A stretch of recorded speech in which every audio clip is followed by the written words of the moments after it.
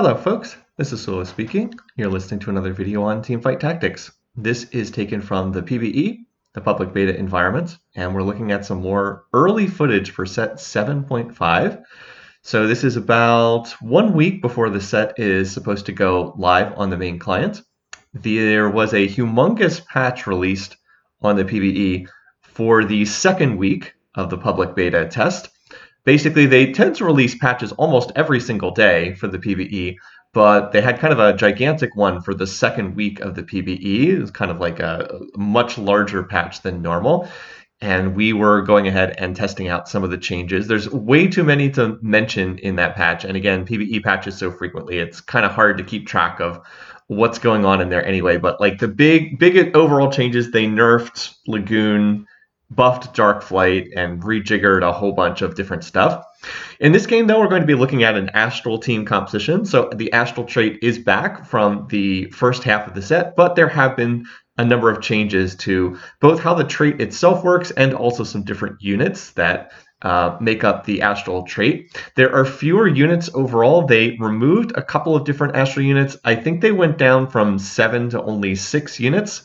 In particular, the main one that they removed was Alawi, who is no longer in the set. And they also removed Nami, but Nami has a replacement in the form of Lux, who has exactly the same traits, Astral plus Mage.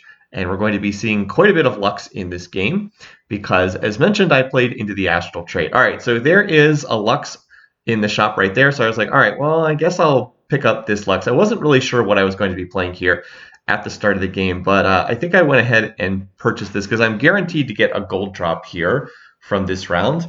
I have already gotten 2 items. I took a Karma with Tear off the initial carousel, always a good way to start. This is the Antisocial Monkey start, a Karma with a Tear, back when he played a lot of reroll Karma and reroll Ezreal in the first half of the set. Then I also have a sword, which can be Spear of Shojin, and then I also have a belt. Well, you saw what happened there. I had 2 Luxes drop from the last minion round, and then there was another Lux in the store, so I was like, all right, well, I guess I'm going to take this. I don't like any of these augment choices, by the way, but it's a silver augment, so I do not want to use my reroll on a silver augment because they are the ones who have the least power. So I'm going to go ahead and just take Electro Charge, which is not actually a great fit for my comp, but I'm going to go ahead and take that here. And my plan is to play into an Astral team composition for this game. So I would really like to get Mage trait in play. It doesn't look like that's going to happen here. I actually don't even have enough gold to go to level 4 here. I'm going to be level 3, and I actually would prefer to be level 4 because I think I can probably win streak with this board since I have the 2-star Lux, which is ridiculous. Lux is a 2-cost unit. Her traits are Astral Mage, so she is literally the straight-up replacement for Nami. But instead of being like a kind of a utility support unit, she is more of a traditional mage in the sense that she's just a normal caster. Her ability is she fires out a Q. Basically, her Q from normal League of Legends shoots off like a late binding in a straight line. And the first target hit takes full damage, and the other targets behind it take half damage. Now, this is not a matchup that I am going to win on my own, but here comes Grillo over from his board, and he's going to get here literally as the Lux dies, and he has most of his board intact. We also get some nice RNG luck in terms of where his units appear. It's always a little bit random in terms of where the units appear on the other person's board, and his tanks are in the front, and his Karma is in the back. Grillo is going to be playing some kind of Jade board. Anyway, he has found a Varus in his shop, and I asked him to just go ahead and send me the Varus because that would allow me to get Astral trait in play. So we're going to use an early send here, but I think it's worthwhile for me so that I can look to play into early Astral trait. So I'm going to take out the Rel, I'm going to put in the Skarner, and then I want to put in the Twitch, I want to put in the Varus. And then I'm going to move this belt over to the Skarner. So I now have Astral trait in. I've also managed to get Swift Shot trait in. I do not have Mages in, which is the other trait I really want to get in play because I'm basically playing through the Lux right now in this game. By the way, this other team lined up like perfectly for the Lux skill shots. If you want to position for enemy Luxes, basically just don't have them don't have people lined up so that Lux Qs will hit like the entire team. I keep saying Lux Qs, it's just her ability here in Teamfight Tactics, but it basically feels like her Q from normal League of Legends. All right, now we're going to reverse the favor from the first round. Remember, I needed Grillo's board to come over and save me. As it turns out, the exact opposite happens here. I come over, and Lux is able to kill the units that were hitting Grillo's board, and so I'm able to win that one just barely there. All right, so what do we have here? Well, you might have noticed that an Astral Orb appeared on the side of the board, and Vlad popped out of the orb. So let me take a second here to discuss how the Astral trait has changed. In the first half of the set, the Astral trait had a really creative ability, which was every 5 shops that you have with Astral in play, you get an Astral shop, and then you're guaranteed to have Astral units appear in the shop. As I said, a really creative trait, a really neat idea for one. Unfortunately, it turned out to have all kinds of problems with it. It was very abusable, and it's just kind of not a good idea to have traits that change how the shop works, because, you know, people can spend money to refresh the shop, and there were an awful lot of bugs and abuses associated with Astral Trade. So that has been changed. Astral Trade is still here in the mid-set update in set 7.5, but it no longer affects shop odds. What it does is at the start of every round, or excuse me, after every round, the start of the next round, you will get an Astral Orb that will contain different things depending on the star level of the Astral units on your board. Anyway, by the way, this round's taking an awful long time, so I guess we'll watch this slap fest between multiple sides. Yeah, it actually turns into a double loss, which is great for the rest of the lobby. But we were able to win the first 3 rounds. And so we're going to have pick here on the carousel. Or excuse me, late pick priority here on the carousel. So I'll get back to the Astral trait in a minute. As far as what I was looking for here, I could definitely take another frontline item to pair with the Skarner, or I could take an item that's good for Lux. Both of those are different options. I would not have minded the belt for a Warmogs to put on Skarner just to give me a little bit of upfront tankiness. Also had the option to go ahead and take this Chain Vest. I was like, but there's also a tier here as well. So I was like, I think I'll go ahead and take the tier. In part because this other player also wanted it, so I'm kind of being the jerk and taking something that somebody else wanted. But I'll go ahead and grab that, and that'll give me some more options. All right, anyway, though, it's back to the Astral trait. So you note that the orbs pop up at the start of each round. It's after a PvP combat. You don't get them following minion rounds or after carousels. Well, you do get them after carousels because they also follow a PvP round. But you'll get an orb, and it will have different stuff in it. So this makes Astral an economic trait in this set. You also saw the bow pop up. That is the double up thingy where you get additional value. You get additional stuff based on, you have the option to pick up gold or an item on 2.5, and then on 2.6 your partner gets the same option. I chose to take the bow here, which is rare. Usually I take the gold, but I had that tier, and I thought that having a static shiv would be really nice. I'm basically playing a mage's setup here with the Lux, and static shiv really helps mage boards, particularly in the early game, because it debuffs the magic resistance of the enemy team. It just causes your abilities to deal so much more damage. Also, there's one player who's like AFK in the lobby, so it's kind of doing weird stuff to this double up game, because like one person is winning each round super quickly, and then they can jump over to help their partner. So I'm going to be a little bit poorer because I didn't take the gold, but I feel like that's going to be offset by me having Astral Trade in. All right, so on that note, what does Astral Trade actually do? So I mentioned it gives the orb. Astral Trait itself just provides ability power based on how many ranks in the trait you have.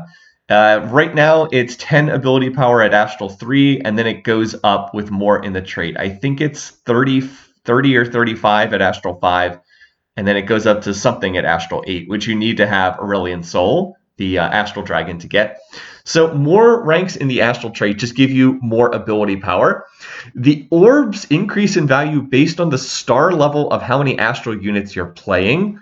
And so like that's one of the things that's kind of counterintuitive. It's not really clear. You might think that, oh, if I'm playing like Astral 5, Astral 8, I will get better orbs. It's actually not true. The value of the orbs is based on how many star levels of the champions you're playing are on the board. So like right now I have a 2-star Lux, I have a 2-star Skarner. So that is 4 star levels, 2-star plus 2-star. and then I have a Varus, a 1-star Varus, and a 1-star Vlad. So right now I have, what, 6 stars of Astral, 2 + 2 + 1 + 1. So that dictates how good the stuff that you get out of the Astral Orbs is. And in fact, as I said, it goes up significantly. There's some kind of breakpoint. I believe it's right around like 7 or 8 star levels of Astral, where the value of the orb starts going up. And it's very noticeable when it starts going up. So I obviously don't have that in right now because the last couple Astral Orbs have just been giving me 1 gold. But it'll be really noticeable when I actually get that in play. So I'm going to keep an eye out for that now that I'm watching here on the replay, because I'm trying. I believe that this was previously at a star level of 6, but I think that they changed that in some of the patches. Again, this is PBE, so they've been tweaking an awful lot of stuff. Hopefully when this set goes live, they will give us the actual numbers. It's one of the longtime problems with Teamfight Tactics is the documentation for this game is not very good, and oftentimes the only source for information is like the personal Twitter account of Riot Mort, which is a horrible place to have to look for information. But such as it is, sometimes there's very critical information about how mechanics work that's just on like his private Twitter feed. And if you're not following that, you don't get the information. So, all right, anyway. So, yeah. We have another creep round here, and I'm going to go ahead and get, what is it, a bow and a cloak. These are not the items I was looking for, to be honest. Really not the items I was looking for. I would have liked another frontline item for the Skarner, but one that's not a cloak because it doesn't combine very well with that belt that Skarner already has. Or I would have liked some AP stuff for Lux. Anyway, though, so I don't find that. So what I am going to do is go ahead and put in this 2-star Nidalee. Now, Nidalee is not a very good unit. She's a 1-star, or excuse me, she's a 1-cost unit. Astral Shapeshifter, same as she was in the first half of the set. Nidalee's not going to do very much to help my team, but she will get me up to 5 Astral, so that's going to be more ability power for everybody on my team. And she also is going to give me 2 more star levels of the Astral trait. So now I have 8. I have 2 for Lux, 2 for Skarner, 2 for Nidalee. That's 2, 2, 2, 6. And then 1 for Varus, 1 for Vlad. So I have 8 star levels of Astral. So that should be enough to boost my orbs up to the next level of quality. So let's keep an eye out for when the next one pops out. And that should be enough to, as I said, get the next star level. And by the way, look at this. We're going to have double reinforcements coming in. Who's going to get here first? Well, it looks like to get there at exactly the same time. And I still had a good portion of my board intact. So going to be able to win that one. And then I'm debating, do I sell Twitch? I was like, all right, yes, I'll sell Twitch. He was there in case I wanted to put the sharpshooter trait in play. All right, between these options, second win would not be bad, but because, again, I'm kind of playing through Astral Trait, I'm going to go ahead and take Cybernetic Uplink, which is going to be additional mana generation for all the units holding an item. And I actually do have the items spread out pretty well, so that means that a number of units are going to get the benefit. As far as the Astral Orb, I did get 3 gold there, so I've obviously jumped over that breakpoint for the Astral. That means you don't get the increased benefit at 6 star levels. Looks like it's either 7 or 8, because I did jump up immediately from 6 Astral stars to 8. So it's either 7 or 8 at the moment. This is a really big breakpoint, too, because you go from getting about 1 gold per orb up to getting 3 gold per orb. That's a huge increase. And in fact, this is one of the better economic traits in the set right now, is if you can play into enough Astral units to get the increased orb value. Because I'm basically getting 3 extra gold every round right now. You can also get units. Astral units can pop out of the orbs as well. But like on average, you're going to get about roughly 3 gold worth of value in each round. And that's quite significant. It's basically like I'm on a full win streak at all times. It's basically like I have, I have 5 wins in a row. Although I haven't lost a round yet in this game. Neither me or Grillo has lost a round yet in this game. So you can imagine it makes a pretty big difference if you're getting that 3 extra gold every single round. It really accelerates your economy by a lot. So I suspect a lot of people will probably try to play Astral Trait as like a transition and then go into something else later. There is a Siphon in my store that I'm like, do I want to play Siphon? But I don't really think I can get him in. He actually would give me Bruiser trait. I also want to mention one other thing about this comp. So Astral generally plays into mages. The other unit that you really want to play in this board is Silas, because Silas gives you a Bruiser to pair with Skarner, and he gives you another mage to pair with Lux and Vlad. So that is typically the board that you would play if you're playing this, is you would play the 5 Astral units. So that's Skarner, Vlad, Nidalee, all of them 1-cost units. Lux is a 2-cost unit. Varus, who is a 3-cost unit. So that's all the Astral units. And then you add Silas, and he's your 6th unit because he gives you the 3rd mage and he gives you Bruiser to pair with Skarner. So the ideal kind of opener for Astral is to really to have some combination of Lux and Silas, and Lux, Silas, Vlad are kind of the units that you'd want to be seeing early. Assuming that you can probably find like Skarner and Vlad because they're 1-cost units at the start of the game. But like if an early Silas and an early Lux drops, you should probably be looking to play Astro at least as a transition because it gives so much gold early on as a result of getting enough Astro units in play to increase the orb value. All right, so we once again have continued winning, and frankly, the other people in this game are just not building very strong boards. Again, this is PBE, so the matchmaking is kind of weird at different times. You can kind of get all kinds of crazy stuff in these games, and we appear to just have a group of players that are less experienced because our boards are like not terrible. I haven't really shown Grillo's board very much because I've had to focus on my own board so much because it's the beginning of the set, and we don't really know what we're doing yet. So yeah, I haven't really shown my board all that much, or Grillo's board all that much, but he's playing kind of a Jade setup, and neither one of us thought that our boards were honestly all that strong.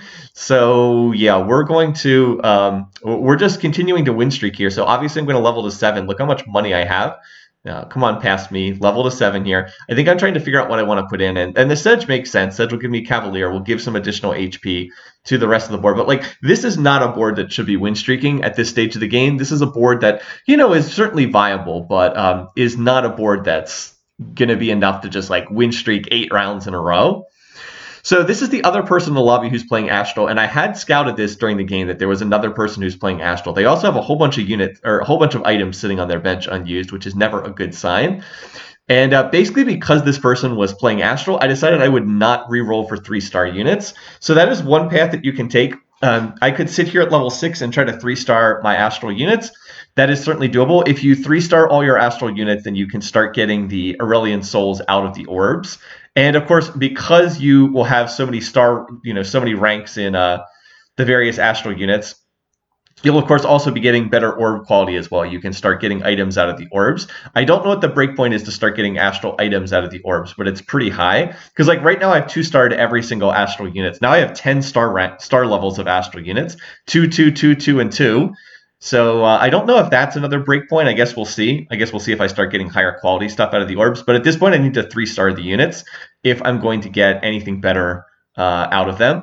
That said, I'm not planning to go for the 3 stars this game just because someone else is re-rolling for Astral. And in fact, they were re-rolling for the Astral units. They were definitely trying to 3-star them. So because of that, it makes sense more not to contest for the Astral 3 stars and just let's get to level 8, let's get to level 9, and then I'll find Aurelian Soul, and then I can play Aurelian Soul on like late game dragons, and that should be more effective.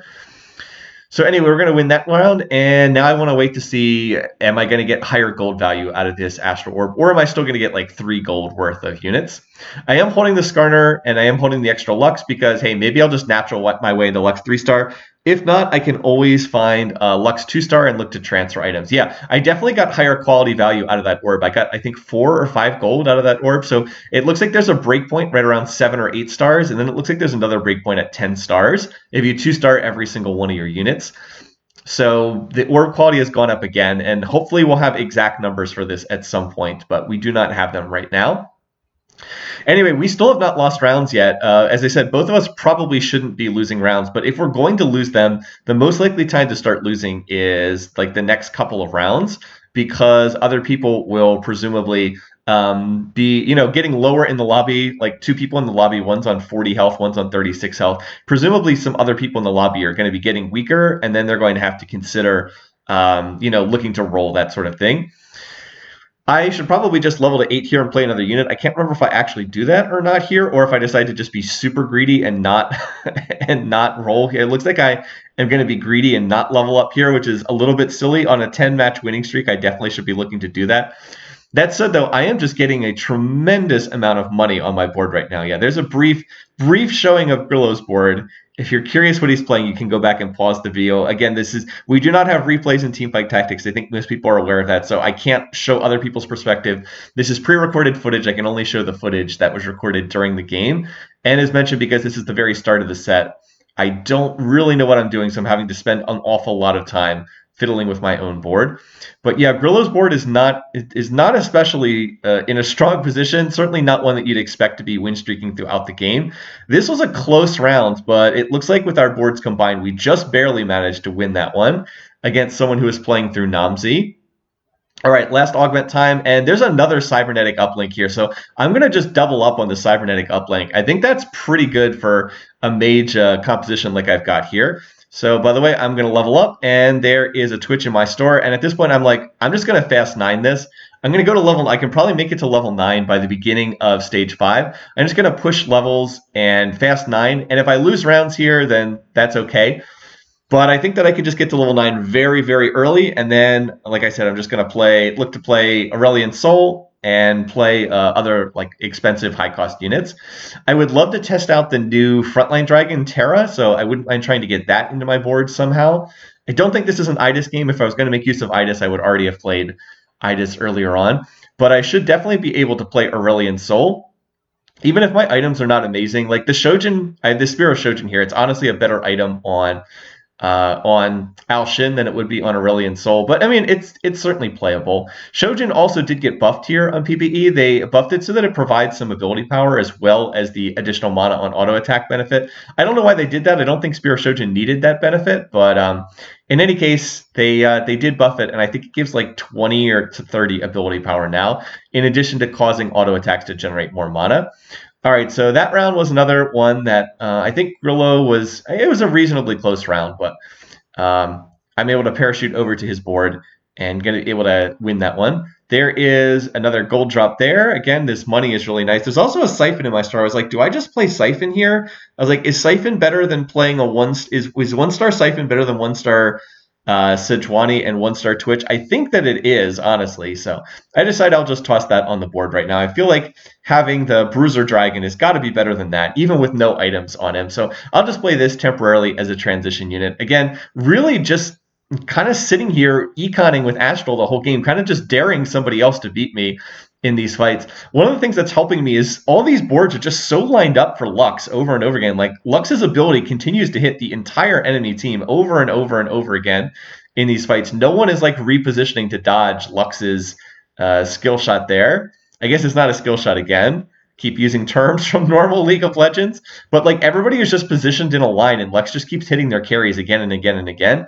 It's also really nice that nobody seems to be playing assassins in this lobby, so like I don't have to reposition my backline. There's no like Rengar or like Neela jumping on my backline units. Every fight just kind of like front to back team fight in standard fashion, and that's perfectly fine with me. I have no complaints about that. Now, I would not have minded some more AP stuff here. If there's one thing I'm missing in terms of my items, I really don't have much of anything in terms of ability power thus far. I've just got that Spear of Shojin, so I'm going to need to pick up something at some point for that. And here I was like, I guess I'll take a frontline item. I can't really take much else.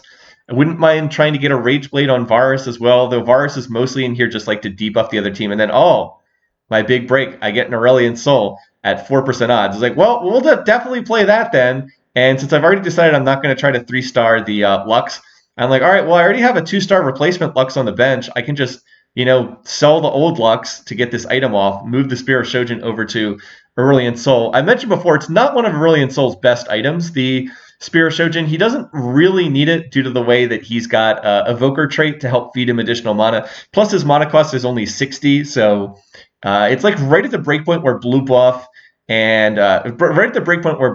versus Spear of Shojin is kind of like equal value. But I do want to put an item on him because, remember, I have double cybernetic uplink for my augments. So it actually does make a very big difference having an item of some kind on him. Still, that said, this fight's going poorly. I'm definitely going to lose this one until Grillo comes in with his entire board. Yep, that's pretty nice. That's definitely pretty nice. So we're going to knock the other Astral player down to 1 HP. So it looks like they're going to get knocked out of the lobby relatively soon, unless they can go on some monster win streak.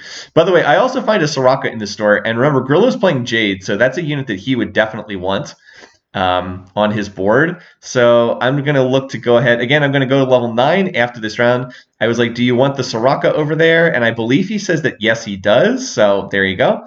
We'll just send that over to his board so he can now play Soraka. And that's going to get him up to 7 Jade. Yeah, he's got kind of like a straight vertical Jade board, which is not really a thing that people typically play anymore. People don't really play into Vertical Jade. Oh, and he sends me a 2-star Silas right here, but it was too late for me to get it in the round. So that's just going to be a straight up replacement of the Lilia with Silas. And then I will look to transfer some of my items that are on Skarner over to the Silas. This is a fight where the other team's board actually looks pretty decent, but Aurelion Sol just gets off a cast and literally hits the entire board because they're super clumped up together.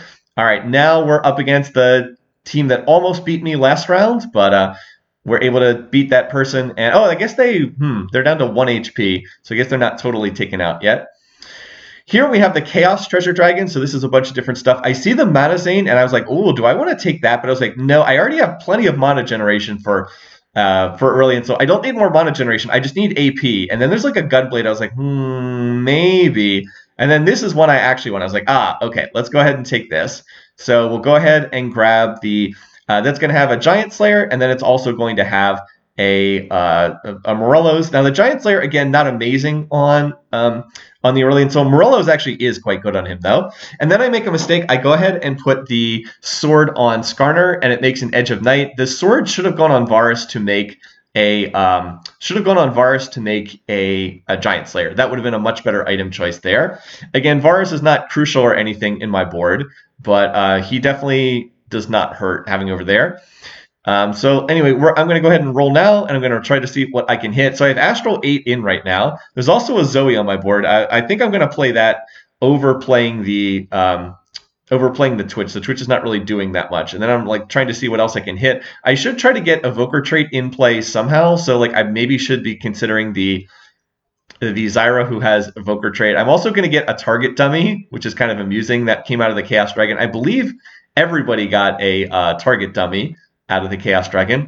But now that I have Zoe on my board, I'm gonna be looking to move out of the 8 Astral. 8 Astral is an economic trait. It doesn't really do that much to help your board. You do get ability power, but unless you manage to 3-star all your Astral units, it doesn't make a lot of sense to keep this in the late game. Like, do I really want a 2-star Nidalee on my board in the late game? I think I can do better than that. So unless you've like 3-starred all your Astral units, which is going to allow you to get a bunch of like items out of the Astral Orbs, it's really not worth playing. So now I'm just going to be trying to do late game stuff. It's like, all right, well, I'm going to try to move out of that. I'm going to try to move out of some of the Astral units. So it's like I can look to play Bard over Nidalee. I believe I send the, I'm trying to remember, do I send the Nidalee over to Grillo? Because I think he was potentially playing that. I also have a 2-star Soraka, so that feels like that might be a unit that I would want to play somewhere. Feels like that would be better than something that I have here. Then there's yet another, I was getting so many Sorakas on my board in this game. So like, again, I'm trying to figure out what I want to do here. I was like, and then I just run out of time. So like this is not the board I want. I want to move out of the 8 Astral. I want to move out of 4 mages. I would either want to go up to 5 mages or drop down to just 3. And I think it makes much more sense to drop down to just 3 mages here. Doesn't really make a lot of sense to run 4. So I can cut some of the mages from this composition. I mean, I'm winning pretty easily now that I have a very early 2-star Aurelion Sol. 2-star A-Sol this early in the game is going to carry pretty hard, and now I just want to continue to build the board around it. So yeah, with that thing ascending, it's not all that difficult for me to win some of these fights. Anyway, though, so I'm still trying to figure out what I want to do here. Still getting gold off of the Astral Orbs, but I don't really need more gold here. So let's try to see how we can make this stronger. What am I doing here? I think I need to just continue rolling. My whole bench is full here. I definitely need to get that Soraka on my board. So there's 2-star Bard and 2-star Soraka. So I definitely need to get some of these units. I'm going to send that Nidalee over to Grillo, and that's going to make 3-star Nidalee for him. He was playing Nidalee for Shapeshifter with Gnar on his board. And now I've got 7 Astral and 4 mages. So I should definitely take out one of the Astral units. Really should take out Vlad and replace Vlad with the Soraka. And then I can keep the Lux in. I believe I actually end up replacing the Lux, but I think that's because I had just literally forgotten that I had Vlad still on my board. If I'm going to take out one of these 2 units, it makes way more sense to take out the Vlad than to take out the Soraka, or to take out the Vlad than to take out the Lux. Doesn't really make much sense to run the 1-cost unit over the 2-cost unit. But this game does not look like it's going to last much longer because there's only the other team is down to 1 HP. There's also double Mystic Emblems here, which would be really nice for some of us. I mean, I would happily take that Mystic Emblem, but somebody on the other team is going to take the Bard with the Mystic Emblem, and then Grillo's going to take the other one. And I was like, all right, you can take the other one. I'll just take this Chalice and use the Chalice to pump up the health on or not pump up the health, pump up the ability power on Aurelion Sol, just give him a little bit more AP. And I'm also now going to put the Soraka in. So as I mentioned, I should have taken out the Vlad for that. And I'm going to put this Chalice on the Soraka. So now Soraka is going to have the cybernetics value. So she's going to heal faster. And of course, she's going to provide that extra healing for my team. And by the way, because we're at 100 HP, I'm actually going to get the benefit whereby Soraka starts killing units on the other team because she can't heal your little legend. I'm really looking for more Zoes here. I can't find more Zoes. I have 2 out of 3 Zoes, but unable to find more. And I actually do have a 2-star Terra on my board, which I was hoping to get into play as well. I think if this game had gone on, I would have taken out the Skarner and maybe something else and tried to play that 2-star Terra. But the game is not going to go on longer because we've just hit the end of this one. And yeah, the 2-star Aurelion Sol is just deleting everything. Soraka was able to kill 3 units when she used her ability. I've got 2-star Bard, 2-star Soraka. I'm about to hit 2-star Zoe. I'm very close to that as well. So like I'm going to win my round. Grillo wins his round, and that's a wrap. So this was an incredibly easy game. We just, for whatever reason, ended up with opponents who are not as practiced, not as skilled at Teamfight Tactics, probably also still trying to learn the set. And so this is the very rare double 100 game. The terminology in the TFT community is Mr. 100 for when you have a game and you win with 100 HP and you never lost a single round. So the double 100 here. And there were multiple rounds where Grillo came over and saved my board and I came over and saved his board. So very much a team effort here. But the main reason I wanted to cast this is not because we had a perfect game, but because I wanted to showcase the Astral Trade, talk a little bit about how it works. I don't think this is the typical experience. Most games won't be this easy, but hopefully this does provide a little info about how this trait has been reworked.